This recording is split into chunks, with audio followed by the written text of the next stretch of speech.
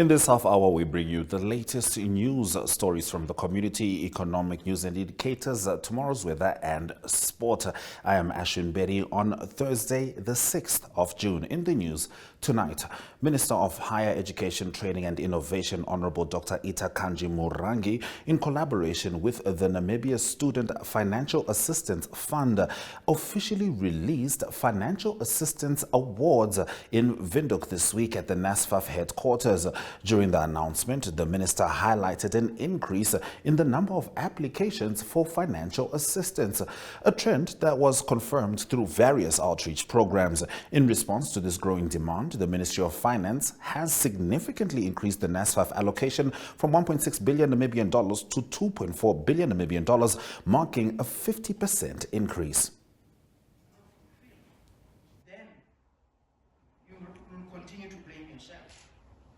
I therefore encourage you to embrace this opportunity with determination and dedication. Education is a powerful force for positive change. And with the support of NASFAF, you have the means to achieve your dreams.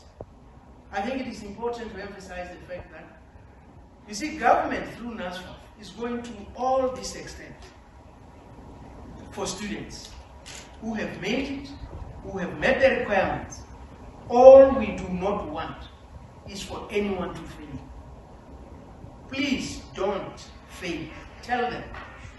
Tell your students when you get back to institutions that really the government does not want any student who is sponsored by NASFAF to fall behind and fail. Because by so doing, remember, it could have been someone else. You took their space, yes, because of your marks and everything. Government, the community, and everyone, the nation, believed that you can make it. It's a serious disappointment. As I conclude, let us all be reminded that the future of our nation rests on the shoulders of you and those that you represent, the youth of our country. Now, the High Commission of Malaysia today launched a poultry bond project with the Namibian Correctional Service. This was via Malaysian Technical Cooperation Program, MTCP, alumni of Namibia, donated to Hardap Correctional Facility in Mariental. The chicken bond will engage inmates in constructive activities where they will not only learn skills they would need after release, but also produce chicken and eggs for their consumption to complement their diet. Speaking at the occasion on behalf of Commissioner General Rafael Tuafeni Hamunyela, General Sam Shalulange lauded the High Commission of Malaysia for complementing their correctional service rehabilitation initiatives. Your Excellency, the colleagues, ladies and gentlemen, the Namibian Correctional Service has a mandate to provide safe, secure, and humane custody to offenders, to rehabilitate them, and to reintegrate them into the community. It is therefore always our goal to engage potential partners who can assist in the rehabilitation initiatives such as this chicken barn. This chicken barn will play a role in engaging inmates in constructive activities where they will not only learn skills that they will need after their release, but where they will also produce chicken and eggs for their own consumption to complement their existing diet. Therefore, this ban has increased our capacity to engage more inmates in constructive activity. And we want to thank the embassy for that. The Hardap Correctional Facility is one of the Namibian correctional facilities that has been on a steady path of successes when it comes to food production and other industries. Now moving on, the Swakopmund municipality recently announced the council's budget for the 2024-2025 financial year at the recent council meeting held on the 14th of June 2024. Now, operating expenditure accounts for 84% of the total budget, totaling 578 million Namibian dollars, while capital expenditure receives 16%, amounting to 112 million.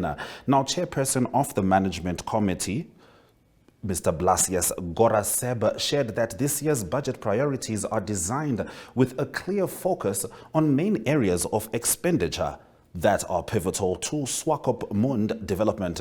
Now, the municipality prioritized future town planning, provision of service land and housing development, roads and street infrastructure, bulk wastewater infrastructure, design and construction, beach development, bulk water infrastructure, and the creation of employment opportunities. These are not merely expenses, they are investments in the future of Swakopmund, which are aimed at ensuring sustainable growth, enhanced quality of life, and resilience in the face of future challenges for a very fast-growing town, he stated.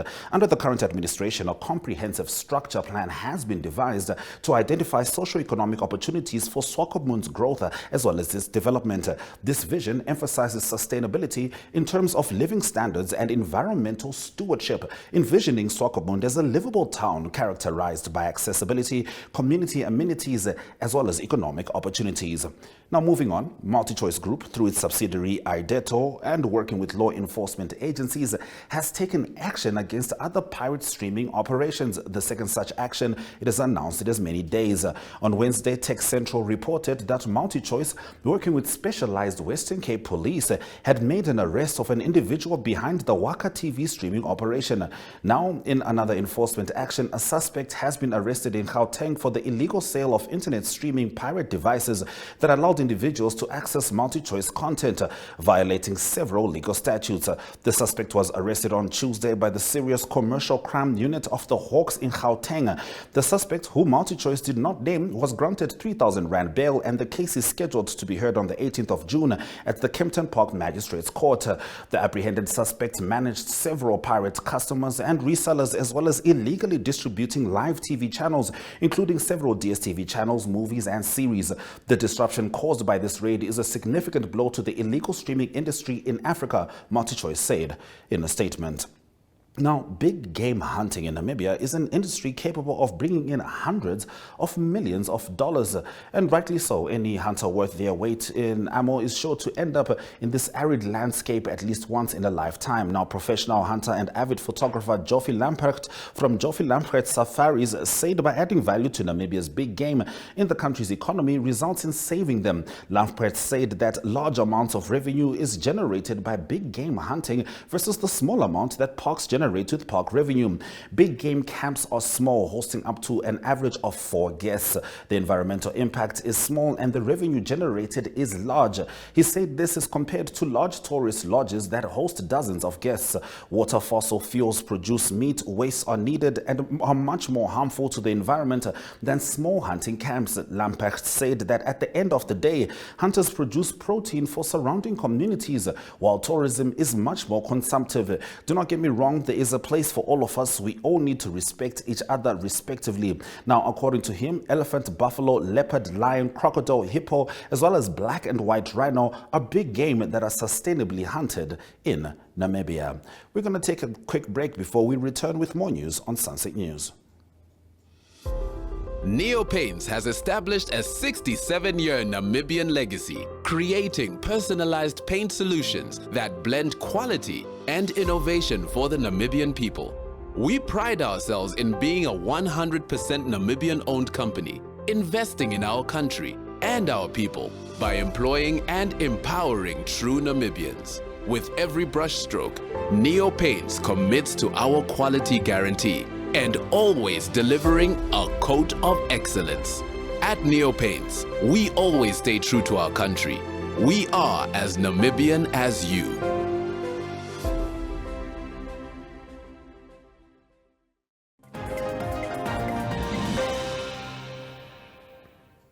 In Community Talk, a cleanup campaign kicked off earlier today as a prelude to the official World Ocean Day celebrations slated for tomorrow in Walvish Bay at Independence Beach. It is expected that President Nangolo Mbumba will deliver the keynote at tomorrow's celebrations. World Ocean Day catalyzes collective action for a healthy ocean and a stable climate. Powered by the World Ocean Day Youth Advisory Council, people unite and rally around the world to protect and restore our blue planet. World Ocean Day supports collaborative conservation, working with its global network of youth leaders and 2,000 plus organizations in 150 plus countries, and providing free and customizable and promotional and actionable resources. The United Nations has officially recognized the day since 2008.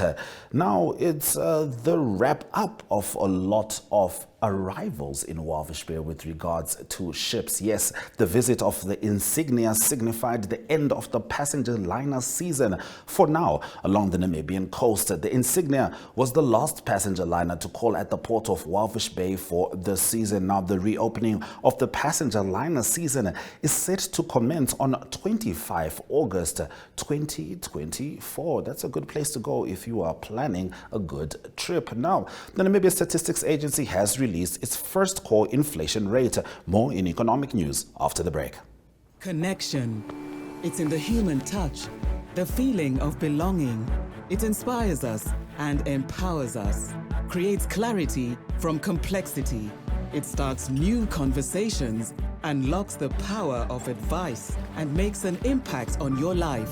At Alex Forbes, we pioneer insight to provide you with advice that connects your decisions of today to your impact tomorrow.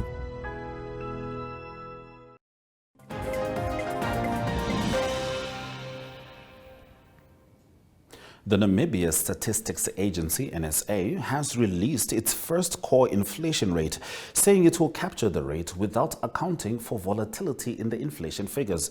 It marks the first time that the NSA has started to compile the core inflation rate since its establishment in 2012, Statistician General Alex Shimwafeni said. "I am delighted to announce once again that the NSA has started to compile a core inflation rate as from April 2024. Core inflation refers to a measure of inflation that excludes certain volatile elements from the overall inflation circulation," Shimwafeni said. "The core inflation rate will not lend itself to extreme events that may affect the prices of general goods and services," Shimwafeni noted. "These volatile elements typically include food and energy prices, which tend to experience significant price swings due to factors such as weather conditions, geopolitical events, or changes in supply and demand." During the month of May 2024, the core inflation rate stood at 4.1%, while the headline inflation rate was at 4.9%, he said. The headline annual inflation rate for May 2024 stood at 4.9% compared to 6.3% recorded in May 2023. On a monthly basis, the inflation rate witnessed an increase of 0.3% compared to 0.7% recorded a month earlier. Now, South Korea's President Yoon Suk Yeol and African leaders launched a critical minerals dialogue aimed at sustainable development of the continent's resources at a first-ever summit with the leaders and representatives of 48 African countries. They also agreed to forge deeper trade and business cooperation. That's as South Korea seeks to tap into Africa's rich mineral resources and potential as a vast export market. Reuters reports. South Korea's President Yoon Suk Yeol and African leaders launched a critical minerals dialogue on Tuesday aimed at sustainable development of the continent's resources. Take your seats. At a first-ever summit with the leaders and representatives of 48 African countries, they also agreed to forge deeper trade and business cooperation. That's as South Korea seeks to tap into Africa's rich mineral resources and potential as a vast export market. 핵심 광물의 안정적인 공급. We will seek sustainable ways to work together on issues directly related to future growth, such as stable supplies of key minerals and digital transformation. 모색해 나가겠습니다. Africa holds 30% of the world's reserves of critical minerals that are essential to the global energy transition, including chrome, cobalt, and manganese. Yoon's office said partnering with the continent is crucial. South Korea is one of the world's largest energy buyers. It's also home to leading semiconductor producers and the world's fifth largest automaker, Hyundai Motor Group, which is making a push for electrification. Yoon said South Korea would increase development aid for Africa to $10 billion over the next 6 years. He also pledged to offer $14 billion in export financing to promote trade and investment for South Korean companies in the continent. Let's have a look at the economic indicators. One British pound will cost you 24.19 Namibian dollars. 20.64 Namibian dollars means you can get a euro. For a US dollar, that's 18.98, and for Chinese yuan, that's 2.62 Namibian dollars. Gold, copper and Brent crude oil managed some upticks. Gold currently trading at 2,357.31 an ounce. However, platinum is down -0.39%. All right, now the Kremlin said today that Western nations which supply Ukraine with weapons to directly strike Russia territory would definitely face consequences. More in international news shortly.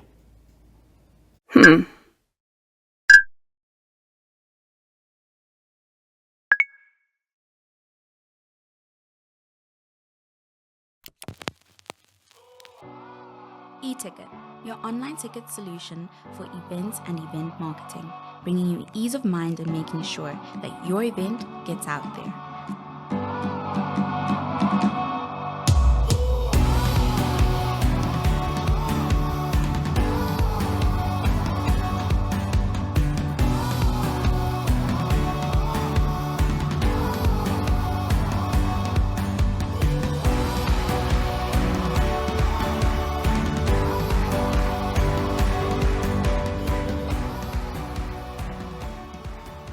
For more information, contact events@nmh.com.na.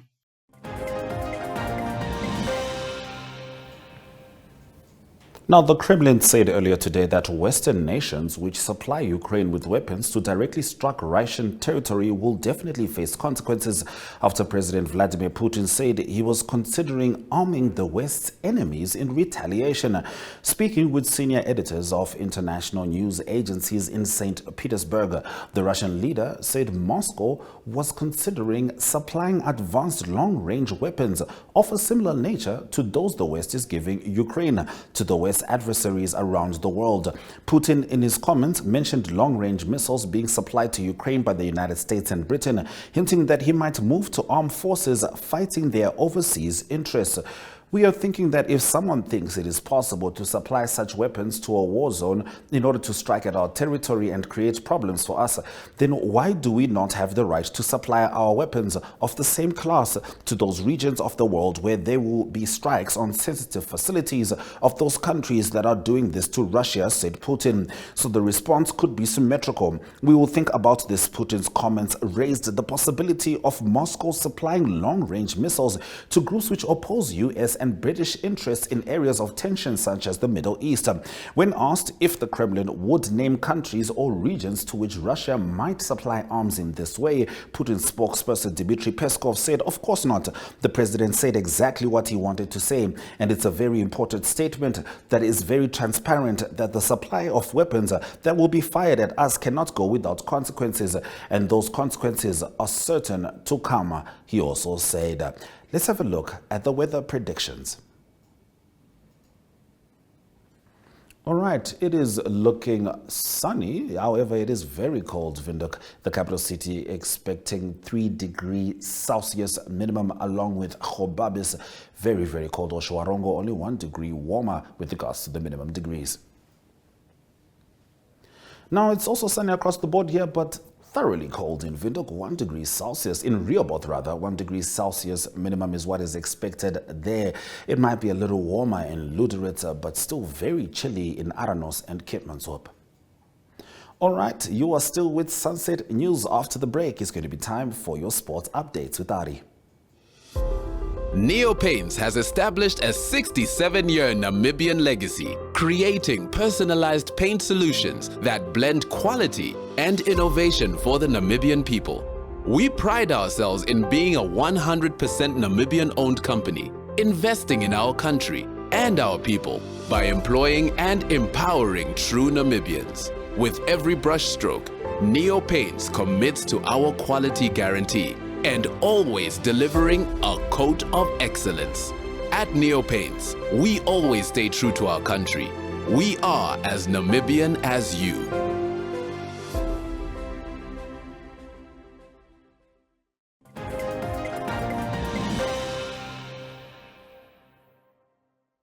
Good day everyone, time for international sports news, and starting off with tennis news first. It's the Australian Open, it's the finals weekend coming up. On Saturday it will be the women's final, and then on Sunday it will be the men's final, and that's being played at Roland Garros in Paris. What happened in the quarterfinals is in the men's division, Alexander Zverev, his number 4 seed from Germany, he got the better of Australian Alex de Minaur, and it was in 3 sets, 6-4, 7-6 and 6-4. De Minaur is the 11th seed. Unfortunately, in the other quarterfinal, it was Novak Djokovic that had to withdraw because of that knee injury. So it's Casper Ruud, number 7 seed, is going through without playing that game, and he will now play against Alexander Zverev in the semi-final. In the other semi-final, it's a much anticipated semi-final. It is Carlos Alcaraz. He's a number 3 seed from Spain, and he will play against probably the favorite at the moment, number 2 seed from Italy, that is Yannick Sinner, and that will be a game also in the semi-final for a place in the final on Sunday.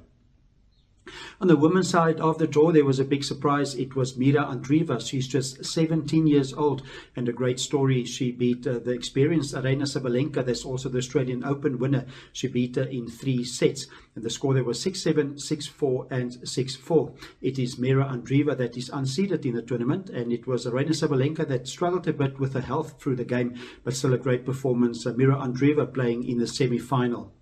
In the semi-final, she will play against number 12 seed, that is Jasmine Paolin, and she's from Italy. It was Paolin also a bit of a surprise. She's the 12th seed, beating the number 4 seed, Elena Rybakina, by 6-2, 4-6 and 6-4 to advance to the semi-final. In the other semi-final, it will be Iga Swiatek that will play Coco Gauff of the USA. Continuing international sports news with golf news from the men's PGA. The next tournament is the Memorial Golf Tournament that starts on Thursday, finishing on Sunday. That will be at the Murfield Village Golf Course. Very popular golf tournament to play in. It's been hosted by Jack Nicklaus, and Jack Nicklaus is an 18-time major winner, so he's the host of the tournament. Big prize money, $20 million in total prize money. The winner's check is $4 million. Some of the players that confirmed they will be playing is world number 1, that is Scotty Scheffler, and also Rory McIlroy that will tee up, and also the PGA winner Xander Schauffele will also be in the tournament. Southern African interest, it is Christian Besaidnout. He's the only South African that is in the tournament at the moment, and also good preparation for all the pros leading up to the US Open that will start in 2 weeks' time. The US Open will be from the 13th to the 16th of June, and that will be played at the Pinehurst Resort, and so that's coming up in 2 weeks' time. And to close off today's international sports news, it is Formula 1 racing news with the Canadian Grand Prix this coming Sunday. News from Formula 1 from the Alpine team is that Esteban Ocon will no longer drive for them in the next season. He's been with Alpine for 5 years, but they announced that he will join another team from 2025. That's international sports news for today. Hope you have a great sport day, and we talk international sport again tomorrow. Goodbye.